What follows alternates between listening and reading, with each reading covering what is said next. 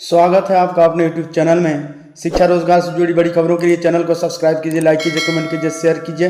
15 तक आएगा प्राथमिक व मध्य विद्यालय के शिक्षकों का रिजल्ट। 15 नवंबर तक तीसरे चरण की शिक्षक नियुक्ति परीक्षा के अंतर्गत प्राथमिक और मध्य विद्यालय के शिक्षकों की नियुक्ति के लिए ली गई परीक्षा का परिणाम बीपीएससी देगा, है ना। इन दोनों श्रेणियों की शिक्षक नियुक्ति परीक्षा की रिक्तियां आरक्षण रोस्टर क्लियरेंस के साथ आयोग को बीते महीने ही मिल गई थी, लिहाजा इन दोनों श्रेणियों का रिजल्ट की तैयारी का काम अंतिम चरण में है। आयोग के सचिव सह परीक्षा नियंत्रक सत्य प्रकाश शर्मा ने कहा कि अगले 3-4 दिनों में जारी कर दिया जाएगा। प्राथमिक विद्यालय शिक्षकों के लिए लगभग 25,000 जबकि मध्य विद्यालय के लिए लगभग 18,000 रिक्तियां हैं। माध्यमिक और उच्च माध्यमिक विद्यालय के लिए अभी आयोग को आरक्षण रोस्टर क्लियरेंस के साथ रिक्तियां नहीं मिली है। 20 के बाद आएगा 69वीं बीपीएससी का परिणाम। 20 नवंबर के बाद बीपीएससी द्वारा ली गई 69वीं एकीकृत संयुक्त प्रतियोगिता परीक्षा का अंतिम परिणाम निकलेगा।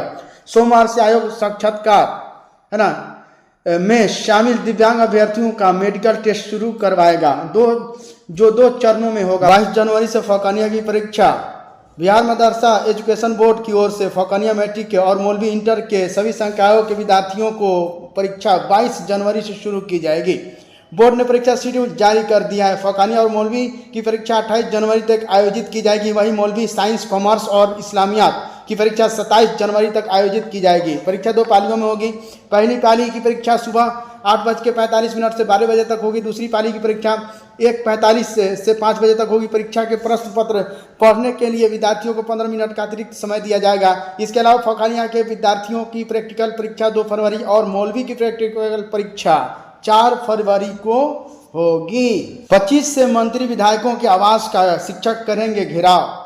बिहार में शिक्षकों की ट्रांसफर पोस्टिंग क्षमता परीक्षा पास से अभ्यर्थियों की काउंसलिंग सहित अन्य मुद्दों को लेकर शिक्षक आक्रोशित हैं। इसको लेकर टीईटी एसटीईटी उत्तीर्ण नियोजित शिक्षक संघ 25 नवंबर से मंत्री और विधायकों के आवास का घेराव करेंगे। संघ के नेता मुकेश कुमार मिश्र ने कहा कि ट्रांसफर पोस्टिंग नीति शिक्षक विरोधी है। कई जिलों में एक अनुमंडल होने से शिक्षकों का गृह जिला छोड़कर दूसरे जिले में पोस्टिंग की संभावना है।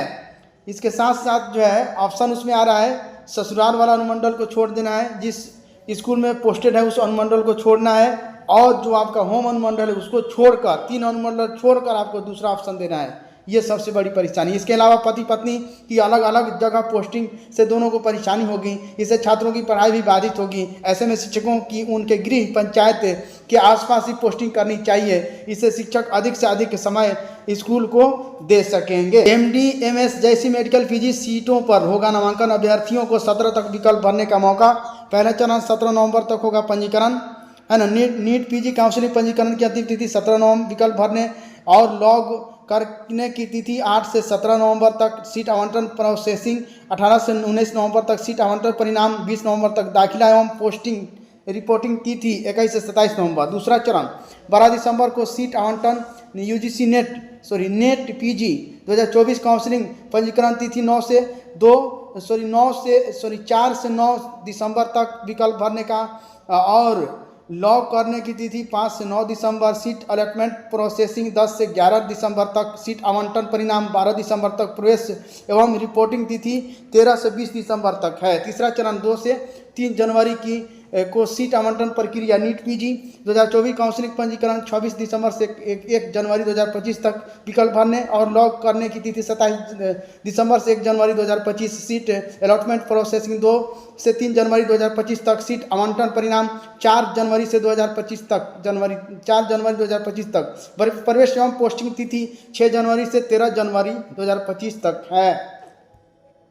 सक्षमता पास 1,40,000 शिक्षकों का मिलेगा नियुक्ति पत्र। सक्षमता उत्तीर्ण शिक्षकों को नियुक्ति पत्र दिए जाएंगे। इसकी तैयारी में शिक्षा विभाग जुट गया है। नियुक्ति पत्र का प्रारूप तैयार किया जा रहा है। जल्द ही इसको लेकर विभाग के द्वारा सभी जिलों को दिशा निर्देश जारी होगा। हालांकि यह नियुक्ति पत्र उन्हीं शिक्षकों को मिलेगा जिनकी काउंसलिंग पूरी हो गई है। इसका लाभ करीब 1,40,000 शिक्षकों को मिलेगा। इस संबंध में विभागीय पदाधिकारी बताते हैं कि काउंसलिंग पूरी होने के बाद इन्हें विशिष्ट शिक्षक का दर्जा दिया जाना है, इसलिए इन्हें नए सिरे से नियुक्ति पत्र दिया जाएगा। Thank you friends. शिक्षा रोजगार से जुड़ी बड़ी खबरों के लिए चैनल को सब्सक्राइब कीजिए, लाइक कीजिए, कमेंट कीजिए, शेयर कीजिए।